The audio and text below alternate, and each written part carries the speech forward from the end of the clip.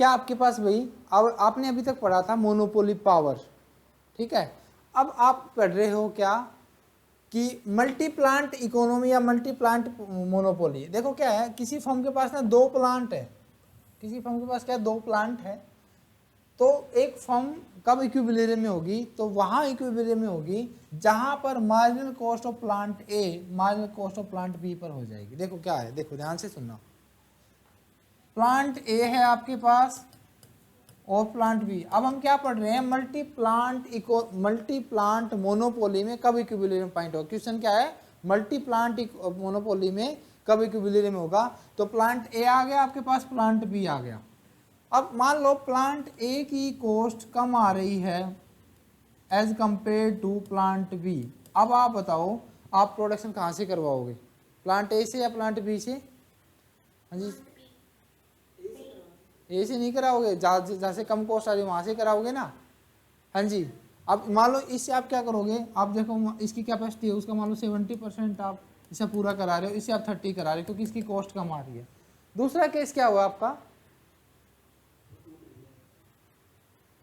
हाँ क्या, अच्छा कोई नहीं। दूसरा केस क्या, देखो अब इसी से आप करवा रहे हो कॉस्ट, आपने पता है कि मार्जिनल कॉस्ट का कर्व इस तरीके का शेप लेता है भाई, यू शेप लेता है। अभी पहले आप इसी से प्रोडक्शन करा रहे हो, अब इसकी कॉस्ट धीरे धीरे बढ़ना शुरू होगी, पहले कम हो रही है फिर बढ़ना शुरू होगी। अब इसकी मार्जिनल कॉस्ट थोड़े टाइम बाद क्या आएगा, marginal cost of A marginal cost of B के बराबर आ जाएगी। जहां पर इन दोनों प्लांट की मार्जिनल कॉस्ट एक दूसरे के इक्वल हो गई, वही आपका इक्विलिब्रियम पॉइंट हो गया मोनोपोली के केस में, मल्टी प्लांट मोनोपोली के केस में। हाँ जी, आ गया समझ में, स्टूडेंट समझ में आ गया। ओके, अब आया आपके पास क्या, एक और बात है कि दोनों की कॉस्ट भी एक दूसरे की इक्वल हो जाएगी। पहले तो इनकी दोनों की इक्वल हो गई और एक मार्जिनल रिवेन्यू भी इसके इक्वल हो जाएगा, ठीक है। एमसी इक्वल एमआर अपने आप हो जाएगा, तो दोनों की इक्वल हो गई है, तो दोनों की कॉस्ट अगर ऐड करोगे दोनों के रिवेन्यू के तो वो भी बराबर आ जाएगी, ठीक है। अब दूसरा आया प्राइस डिस्क्रिमिनेशन। पहले तो कंसेप्ट किसने दी, पीगू ने, किसकी, प्राइस डिस्क्रिमिनेशन में।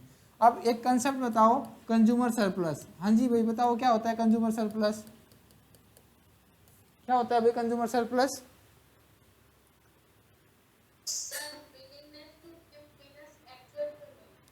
हाँ, डिफरेंस बिटवीन विलिंग टू पे, कस्टमर कितना पे करना चाहता है और वो एक्चुअल पेमेंट कितनी हो रही है उसकी। मान लो आप एक पेन के 100 रुपये देना चाहते हो लेकिन आपको वो 50 रुपये में मिल गया, तो जो 50 रुपये का जो डिफरेंस आ गया वो आपके क्या हो गया, कंज्यूमर का सरप्लस, की कंज्यूमर ने जितना देना चाहा उससे कम में मिल गया।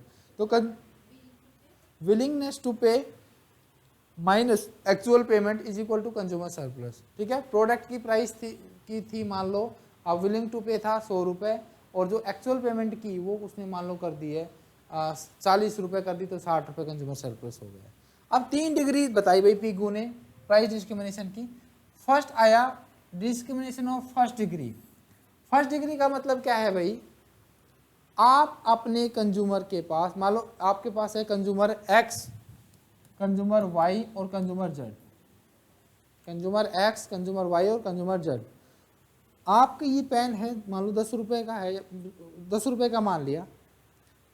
कंज्यूमर से पूछा अपने एक्स से पूछा आप कितने रुपए दोगे इस पेन के, कंज्यूमर विलिंग टू पे था 100 रुपये, बोला ठीक है आप 100 रुपये में दे दो हमें, हम आपसे 100 रुपये को देंगे पेन। कंज्यूमर वाई कह रहा है मैं इसके आपको 200 रुपये दूँ, बोला ठीक है आप 200 रुपये दे दो। कंज्यूमर जेड कह रहा है मैं इसके 30 रुपये ही दूंगा, तो ठीक है आप 30 रुपये दे दो। इसकी विलिंगनेस कितने की थी, तो इसने इससे कितने चार्ज कर लिए 100 रुपये। इसकी कितनी थी 200, तो इससे कितने कर लिए 200 रुपये चार्ज कर लिए, और इसकी 30 रुपये थी, इससे 30 रुपये चार्ज कर लिए। इसके पास कितना कंज्यूमर सरप्लस बचा, बताओ भाई, एक्स के पास कितना सरप्लस बचा। हाँ भाई बताओ स्टूडेंट, बताओ कितना सरप्लस बचा कंज्यूमर एक्स के पास।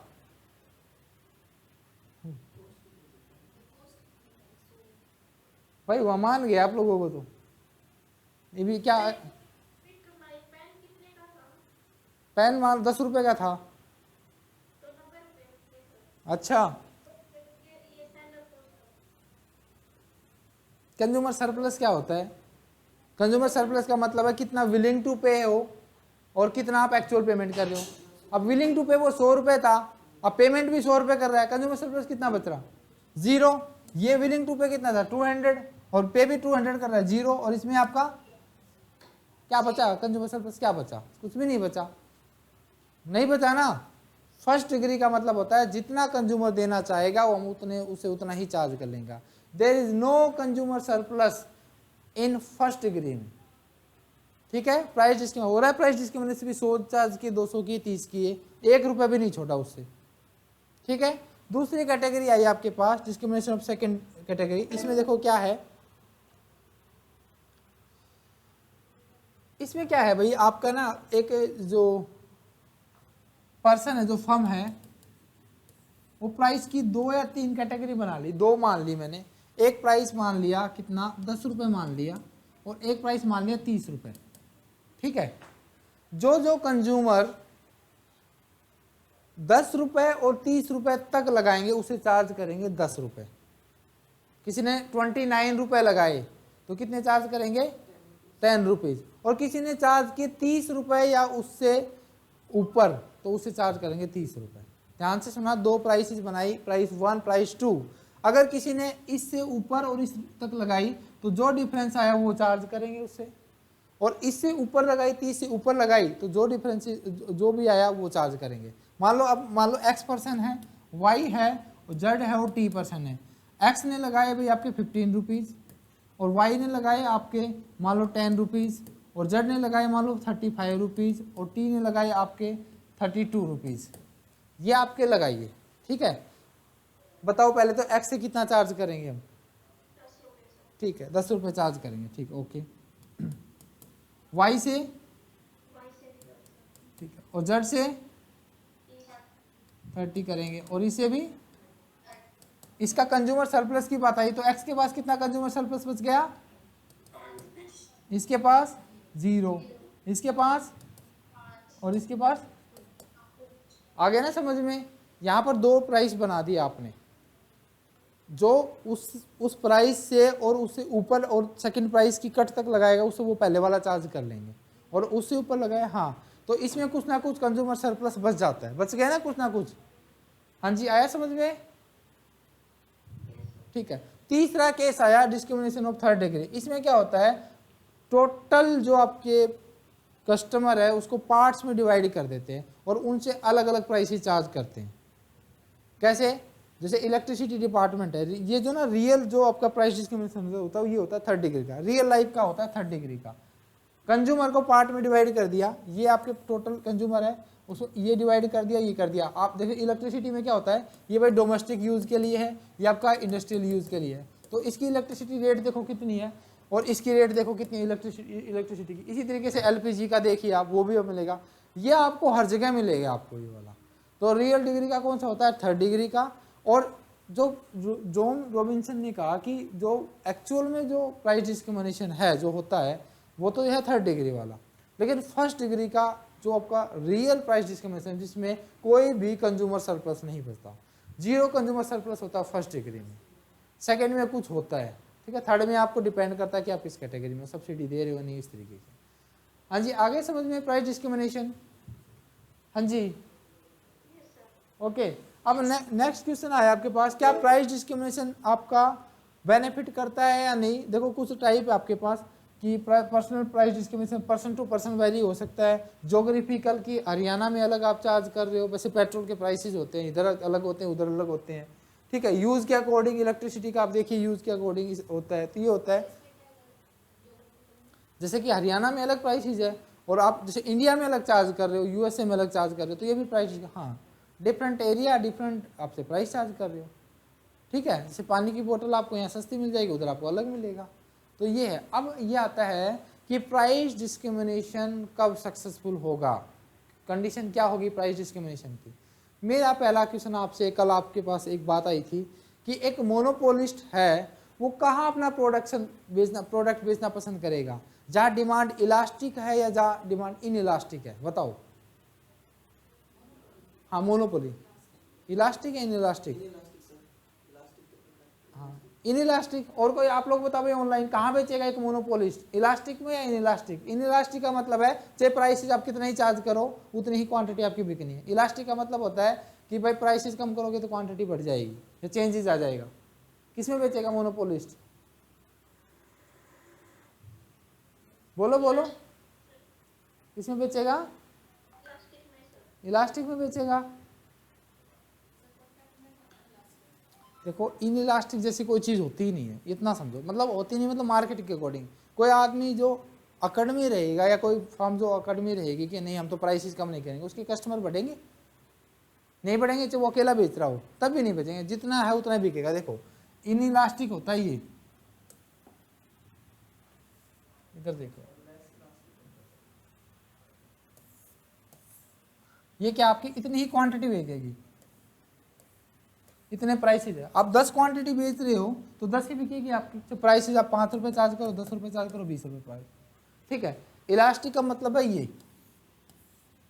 भाई, आपके ना आपने क्या किया, पहले ये प्राइस थी, ये क्वांटिटी बेच रहे थे, आपने प्राइसेस को थोड़ा सा कम कर दिया, क्वांटिटी और बढ़ गई, और कम कर दिया और बढ़ गई आपके पास, और कम कर दिया और बढ़ गई। तो किस में फायदा है? कम, हर यूनिट से कम कमा लो, लेकिन ज़्यादा टोटल करोगे तो ज़्यादा प्रॉफिट कमाया जाएगा। तो प्राइस डिस्क्रिमिनेशन पहली बात तो ये इलास्टिक होनी चाहिए, डिमांड इलास्टिक होगी तभी आपका होगा, यानी प्राइस का इम्पैक्ट पड़ना चाहिए आपकी क्वांटिटी डिमांड पे, तभी आपके लिए फायदेमंद है वो। बात समझ में आ गई? कभी भी एक तो इन इलास्टिक जैसी कोई चीज़, मतलब अगर एक्चुअलिटी में देखो तो होता ही नहीं है, इलास्टिक आपको होना पड़ेगा, ठीक है। दूसरी चीज़, जो मोनोपोलिस्ट है वो अपना प्रोडक्ट इलास्टिक मार्केट में बेचेगा, ठीक है। प्राइस डिस्क्रिमिनेशन दूसरी बात है। अब मान लो एक तो ये दिल्ली का मार्केट आ गया, ठीक है, और एक आपके पास आ गया मान लो रोहतक का, ठीक है, और एक मान लो आपके पास रेवाड़ी का मार्केट आ गया, 3 मार्केट आ गया आपके पास हरियाणा के, ठीक है। अब इनकी जो इलास्टिसिटी है, यहाँ पर तो इलास्टिसिटी मान लो इलास्टिक मिला तो 1.2 आ गया, रोहतक में भी आपका 1.2 है, और इसकी जो इलास्टिसिटी है वो आपकी 1.8 है, ठीक है। पहली कंडीशन तो क्या है कि आपकी डिमांड आपकी इलास्टिक होनी चाहिए। दूसरा, अब इलास्टिसिटी कितनी होनी चाहिए, सेम होनी चाहिए या कैसी होनी चाहिए? तो कोई डिफरेंट मार्केट है तीनों, यहाँ पर आपकी इलास्टिसिटी सेम है, तो बताओ इधर कोई प्राइस डिस्क्रिमिनेशन करने का फायदा होगा या नहीं होगा? सेम फर्क आएगा, तो कोई फर्क नहीं आएगा। ये लो, ठीक है। जब आपकी इलास्टिसिटी डिफरेंट है, आपको 2 मार्केट सेलेक्ट करने हैं, मान लो एक दिल्ली कर लो, एक रेवाड़ी करो, क्योंकि इसकी इलास्टिसिटी भी सेम है। देखो ध्यान से सुनो, प्राइस डिस्क्रिमिनेशन आपका तब सक्सेसफुल होता है जब आपकी मार्केट इलास्टिक हो, डिमांड इलास्टिक हो। सेकंड, 2 मार्केट है तो दोनों की इलास्टिसिटी डिफरेंट हो, different market with different elasticity, price discrimination successful होगा, अदरवाइज नहीं होगा। ऑनलाइन स्टूडेंट समझ में आ गया आपको? क्या बताया आपको कि डिफरेंट मार्केट होगा, डिफरेंट इलास्टिसिटी होनी चाहिए, तब आपके लिए सक्सेसफुल होगा, अदरवाइज नहीं होगा, ठीक है। ओके, आ जाओ वहीं पे वापस। ये देखो लिख रखा है आपका कंडीशंस क्या है आपके पास। एक तो मोनोपोली भी होनी चाहिए, बिना विदाउट मोनोपोली आप नहीं कर पाओगे। परफेक्ट में प्राइसेस कम करके क्या फायदा, लॉस होगा। पहली कंडीशन क्या है कि आपके पास मोनोपोली होनी चाहिए। सेकंड, मार्केट भी सेपरेट होना चाहिए, अभी मैंने करके दिखा दिया आपको। तीसरा, different in the elasticity of demand, ED भी आपकी अलग होनी चाहिए। 3 याद रखनी है आपने पहले, ठीक है। प्रोडक्शन एज पर ऑर्डर, ये भी मतलब अब ये मेन ना 3 थी आपके पास। लीगल सेक्शंस भी होने चाहिए कि कोई एंटर नहीं कर पाएगा। प्रोडक्ट का डिफरेंशिएशन होगा, मेनली आप इन 3 पे फोकस करेंगे, यहीं से क्वेश्चन आएगा। मोनोपोली होनी चाहिए, डिफरेंट मार्केट होना चाहिए, और इलास्टिसिटी भी आपकी डिफरेंट होनी चाहिए। इतनी बात याद रख लो। प्रोडक्ट डिफरेंशिएशन ये भी एक पार्ट होता है, बाकी सारी मतलब नॉर्मल सी है, आप बता भी दोगे कि मोनोपोली है तो लीगल भी हो गया भाई, सैंक्शंस होंगे, तो ये सारी चीज़ इसके साथ अटैच है। हाँ जी, आगे समझ में? हाँ जी स्टूडेंट, यस सर। ओके ठीक है। उसके बाद आया आपके पास मेन, जो ये बात मैंने लिख दी आपके पास कि हर एक सिचुएशन में प्राइस डिस्क्रिमिनेशन सक्सेसफुल नहीं होता, सिर्फ तभी सक्सेसफुल होगा जब डिफरेंट मार्केट होगा, डिफरेंट इलास्टिसिटी होगा। बस ये कंक्लूड करके आपको ये बता दिया कि आपका, आप कल पूछ रहे थे कि इलास्टिक में बेचेंगे, इन इलास्टिक में, तो इलास्टिक में बेचेगा, पहली बात है। इलास्टिसिटी वो भी डिफरेंट होनी चाहिए, सेम वो भी नहीं होनी चाहिए, तब आपका प्रोडक्ट आपका सक्सेसफुल है, ठीक है। देखो इसमें क्या होता है, प्राइस इलास्टिसिटी ज़्यादा होगी, वो प्राइस चेंज करके सेल्स इंक्रीज कर सकता है। सेल्स इंक्रीज करेगी तो रिवेन्यू इंक्रीज होगा, रिवेन्यू इंक्रीज होगा तो प्रॉफिट बढ़ेगा, और प्रॉफिट बढ़ेगा तो यही तो उसका ऑब्जेक्टिव है। तो दैट्स ऑल, इसलिए आपका प्राइस डिस्क्रिमिनेशन आपका इसलिए होता है, ठीक है। ये लिख दिया आपका इलास्टिसिटी डिफरेंट हो, या ये बात याद रखनी है अपने पास। मोनोपोलिस्ट हमेशा सुपर नॉर्मल, अच्छा एक क्वेश्चन आता है, क्या मोनोपोलिस्ट हमेशा सुपर नॉर्मल प्रॉफिट कमाता है? नहीं, ऐसा कोई ज़रूरी नहीं है। आपने देखा होगा मिनिमम लॉस भी कमाता है, ठीक है। जब उसका इस तरीके से लगता है कि प्रोडक्ट में डिमांड नहीं है, आज आपको पता होगा कि वो जो RBI ने वो बढ़ा दिया है, रेपो रेट बढ़ा दिया 0.4%, 4.4 हो गई है अभी आपकी RBI। इसका इम्पैक्ट क्या पड़ा, आप पढ़ चुके हो। मतलब रेपो रेट बढ़ने से अब क्यों बढ़ाई, पहले तो रीज़न ये बताओ, ठीक है। आप कल बताना, अभी तो टाइम कम है। क्वेश्चन क्या है आपके पास, रेपो रेट को बढ़ाया गया है, 4.4 कर दिया गया है, इसका इम्पैक्ट क्या पड़ेगा और रीजन क्या है, ये बताना है आपको, ठीक है। क्वेश्चन आप देख लेना, आप सभी से, भाई आप सभी ऑनलाइन स्टूडेंट इसको नोट करें, कल मैं आते ही सभी से पूछूंगा, ठीक है। आज रेपो रेट को बढ़ाया गया है और क्यों बढ़ाया गया है और इसका इम्पैक्ट क्या पड़ेगा, ये आपका। अब नेट के पेपर पहले कंसेप्चुअल आते थे जो बताया गया, अब आपका आता है कोग्निटिव स्किल के। कोग्निटिव मीन्स आपका माइंड काम करना चाहिए, तो क्वेश्चन आपको बता दिए, कल आप बता दोगे, ठीक से देखो कितने बता पाते हैं, ठीक है। आगे देखते हैं। अब आता है, क्या मोनोपोलिस्ट हमेशा बिल्कुल नहीं हो, ऐसा जरूरी नहीं है कि मिनिमम लॉस भी कमाता है, फिक्स लॉस का वो लॉस उठा सकता है शॉर्ट टर्म के लिए, ठीक है। अब आया कि क्या क्या भाई मेजर्स किए गए हैं आपके, मतलब कि मोनोपोली नहीं रहे, तो एंटी मोनोपोली लेजिस्लेशन ले आए कि मोनोपोली नहीं होनी चाहिए, जिसमें आपका ऐसे मतलब गवर्नमेंट रूल ले आए कि मोनोपोली ना बन पाए, ठीक है। फेयर कंपटीशन बना पाए, price and output control measure की गवर्नमेंट कंट्रोल करेगी, इस तरीके का मेजर ले आई। परचेज एसोसिएशन आ गई कि परचेज कौन करेगा, पब्लिसिटी की गई कि प्रोडक्ट की पब्लिसिटी हो, डिफरेंट आप मार्केट में एंटर करें, और आपके क्या सब्सिडीज और टैक्स के थ्रू आप मोनोपोली को ख़त्म कर रहे हो। तो ये था कि मोनोपोली कैसे ख़त्म होगी। अब आया आपके पास मोनोपोलिस्टिक, हाँ जी थोड़ी सी दूर और 10 मिनट हो रहे, मोनोपोलिस्टिक 10 मिनट में हो जाएगा, फिर ओलिगोपोली बचेगा, कल करा दूंगा, आज मोनोपोलिस्टिक कर लो, ठीक है। 10 मिनट का लेक्चर है, ठीक है प्रीति मैम।